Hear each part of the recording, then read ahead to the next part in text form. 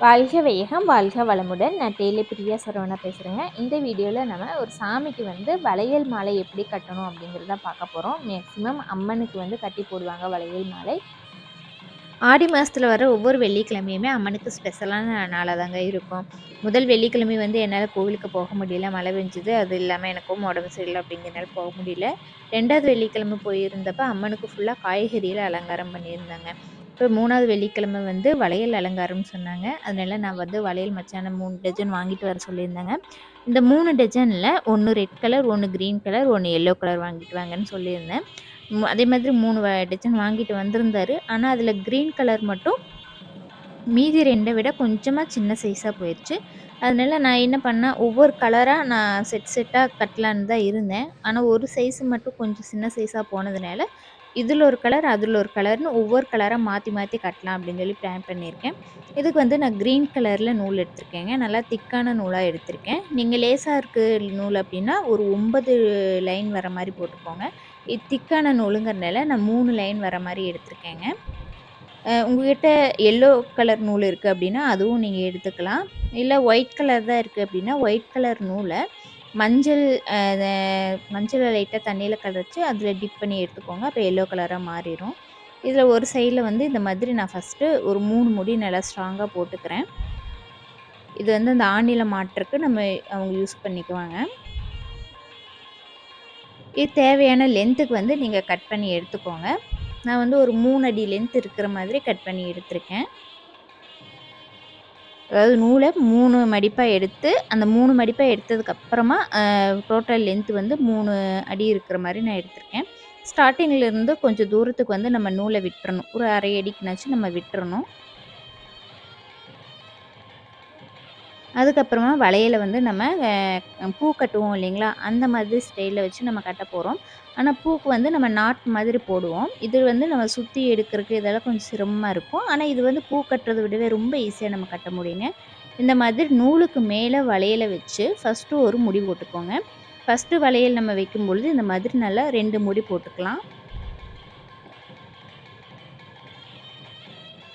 அதுக்கப்புறமா வைக்கிற ஒவ்வொரு வளையலையுமே இந்த ஃபர்ஸ்ட்டு வச்ச வளையலுக்கு பக்கத்துல வையுங்க. நெருக்கமா வையுங்க.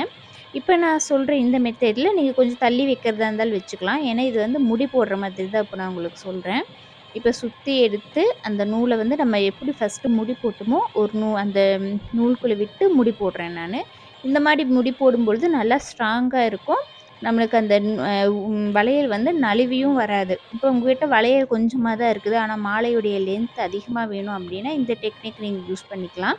ஆனா இப்போ நான் நெருக்கமா தான் வைக்கிறேன். ஆனா நீங்க கொஞ்சம் 1/2 இன்ச், 1 இன்ச் தள்ளி கூட இந்த மாதிரி டைப்ல நீங்க தள்ளி வச்சா கூட வளையல் எங்கேயுமே நகராம அதே இடத்துல இருக்கும்.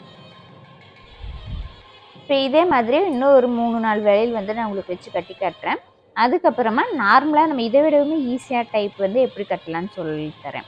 இப்ப இந்த மெத்தட் நீங்க ஒரு வளையல் உங்ககிட்ட கொஞ்சமா தான் இருக்கு. கொஞ்சம் தூரமா வச்சு கட்டணும் அப்டின்னா, இப்ப நான் சொல்லிக் குடுத்துருக்கிற இந்த மெத்தட்ல முடியா போட்டு ஒவ்வொரு வளையலுமே முடியா போட்டு நீங்க கட்டிக்கலாம். ஆனா நான் நெருக்கமா தான் வச்சிருக்கேன்.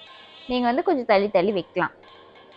இப்ப நெக்ஸ்ட் ரொம்ப ஈஸியான மெத்தட் நான் இப்போ உங்களுக்கு சொல்லித் தரேன். இப்ப ரெட் கலர் வளையல் எடுத்து வச்சிருக்கேன் பாருங்க.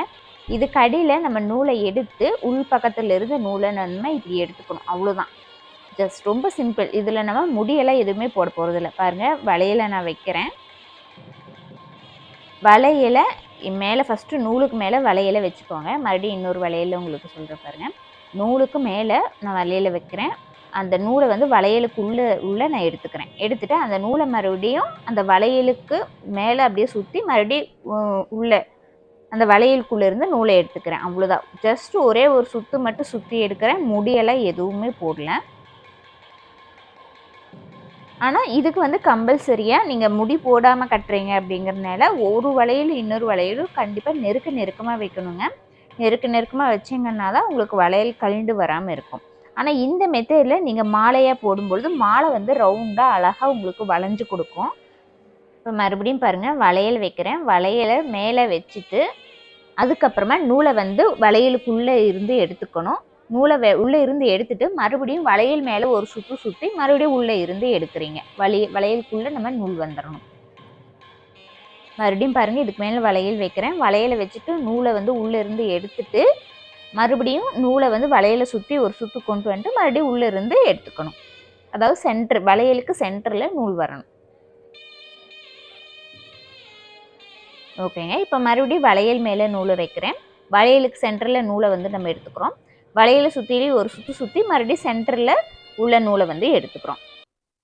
ஆனால் ஒவ்வொரு தடவையும் நெருக்கமாக நம்ம வளையலை வந்து கொண்டு போகணும்.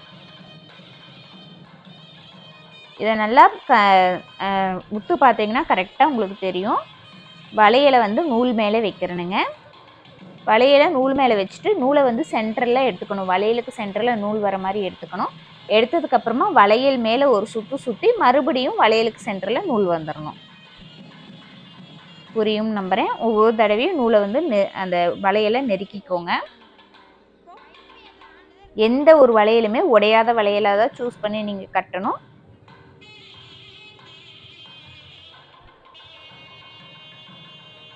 வளையலை வைக்கிறோம், நூல் மேலே வளையலை வைக்கிறோம். நூலை வந்து சென்டரில் எடுக்கிறோம். மறுபடியும் நூலை வந்து வளையலை சுற்றி எடுத்து மறுபடியும் சென்டரில் எடுக்கிறோம். 2 தடவை நம்ம நூலை சென்டரில் எடுக்கிறோம்.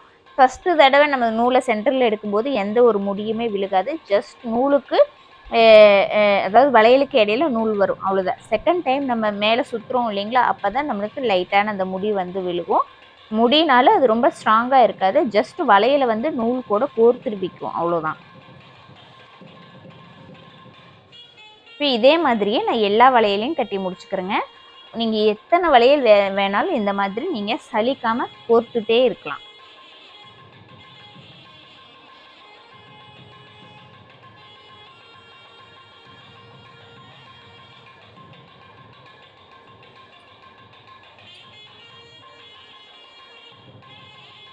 இதுலேயே ரொம்ப குட்டி குட்டி வளையல் எல்லாம் கூட கிடைக்கும். அதாவது சின்ன குழந்தைகளுக்கு போடுற வளையல் சொல்லுவாங்க இல்லைங்களா, கை குழந்தைகளுக்கு போடுற வளையல், அதுவும் கூட கிடைக்கும். அதுவும் கூட நீங்கள் கட்டி வீட்டில் இருக்கிற படம், சாமி படம், அம்மன் படங்களுக்கும் கூட நீங்கள் அந்த வளையல் மாலையை வந்து அணிவிக்கலாங்க. கலர் கலராக கட்டி வச்சிட்டிங்க அப்படின்னா ஒவ்வொரு தடவையும் அம்மனை வந்து ஒவ்வொரு கலரில் நீங்கள் அலங்கரிக்கலாம்.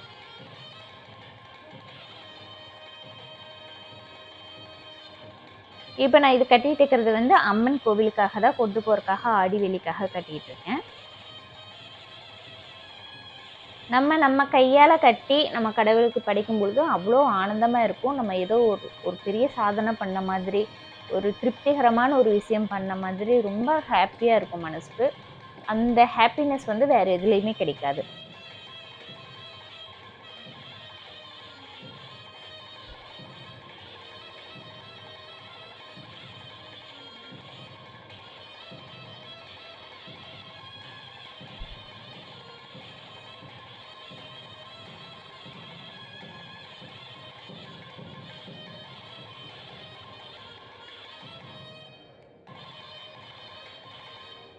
இப்போ ஒவ்வொரு வளையலாக கட்டிகிட்டு இருக்கும் பொழுது நிறைய வளையல் கை நிறைக்க சேர்ந்துருச்சு அப்படின்னா கீழே கொஞ்சம் வளையலை விட்டுறலாம். விட்டுட்டு நம்ம மேலே எவ்வளோ கையில் வந்து ஹோல்டு பண்ண முடியுமோ வளையலை, அவ்வளோ வளையலை சேர்த்து பிடிச்சிட்டு மறுபடியும் நம்ம கட்ட ஆரம்பிக்கலாம்.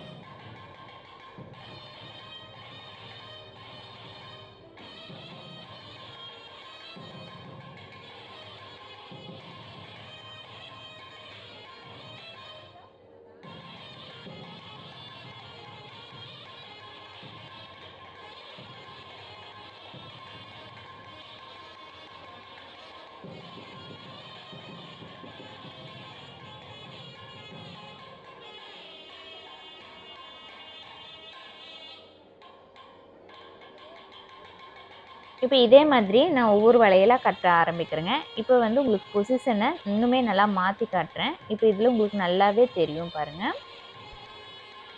அதில் கூட கொஞ்சம் கிளேர் அடித்த மாதிரி தெரிஞ்சுது. இந்த பொசிஷன் வந்து கொஞ்சம் நல்லாவே தெரியும். இப்போ பாருங்கள், வளையலை வந்து நூலுக்கு மேலே வைக்கிறோம். வச்சுட்டு நூலை வந்து உள்ளே எடுத்துக்கிறோம். எடுத்துட்டு வளையலை சுற்றி நூலை கொண்டு வந்து மறுபடியும் வளையலுக்குள்ளே நூலை எடுத்துக்கிறோம். அவ்வளோதான், ரொம்ப ரொம்ப சிம்பிளுங்க.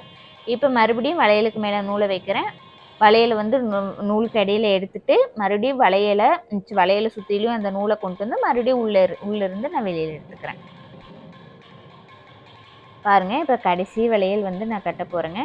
வளையலை வந்து நான் நூலுக்கு மேலே வச்சு நூலை வந்து இடையில எடுத்துட்டேன். இப்போ வளையலை சுற்றிலையும் நூலை கொண்டு வந்துட்டு மறுபடியும் நூலை வந்து இடையில எடுத்துக்கிறேன். அவ்வளோதாங்க. ரொம்ப ஈஸியாக நம்ம வளையல் வந்து கட்ட முடியும். இன்னொரு வளையல் இருந்தது, அதையும் நான் எடுத்து நூல் மேலே வச்சுட்டு நூலை வந்து இடையில எடுத்துட்டேன். மறுபடியும் நூலை சுற்றி கொண்டு வந்து மறுபடியும் இடையில எடுத்துட்டேன். அவ்வளோதாங்க. இந்த மெத்தடில் நமக்கு முடி எதுவும் விழுகாது. ஆனால் நூல் வந்து நூலுக்கு ஒவ்வொரு நூலில் ஒவ்வொரு வளையலாக நமக்கு வந்து ஆட் ஆகிட்டே வரும். இனி அவ்வளோதாங்க. எல்லா வளையலுமே நான் கோர்த்து முடிச்சிட்டேன், கட்டி முடிச்சிட்டேன். இதெல்லாம் இனி அலைன்மெண்ட் பண்ணி உங்களுக்கு நான் காட்டுறேன். கடைசி வளையலை நம்ம கட்டிட்டு அப்படியே விட்டோம் அப்படின்னா ரொம்ப லூஸ் ஆயிரும். அதனால கடைசி வளையலை நம்ம மறுபடியுமே டைட் பண்ணி நல்லா இழுத்து வச்சு கட்டிக்கோங்க. இப்போ கடைசி வளையலை வச்சு மறுபடியும் நூலை வந்து இடையில கொண்டு வந்து ஒரு சுற்றி எடுத்துக்கிறோம்.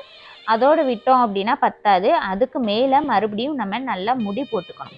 மறுபடியும் நூல் நம்ம ஃபஸ்ட்டு ஸ்டார்டிங்கில் வளையலை கட்டணும் இல்லைங்களா, அந்த மெத்தேடில் நான் ஒரு 2 முடி போட்டுக்கிறேன். ஒரு முடி போட்டாலே நல்லா ஸ்ட்ராங்காக தான் இருக்கும்.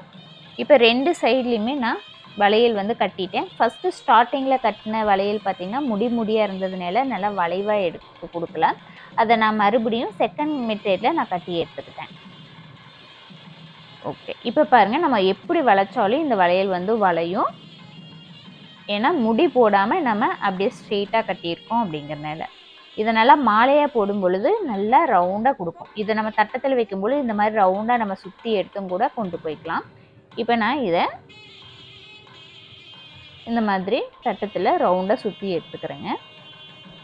இதில் நான் சாமிக்கு இடையில ஒரு பூவும் ஒரு எலுமிச்சம்பழமும் வச்சுக்கிறேன். நீங்கள் விருப்பப்பட்ட இதுலேயே நீங்கள் வெத்தலை பாக்கும் கூட வச்சுக்கலாம். இன்னொரு தட்டத்தில் நான் வெத்தலை பாக்கு, தேங்காய் பழம் எல்லாமே நான் இன்னொரு கூடையில் எடுத்துக்க போகிறேன்.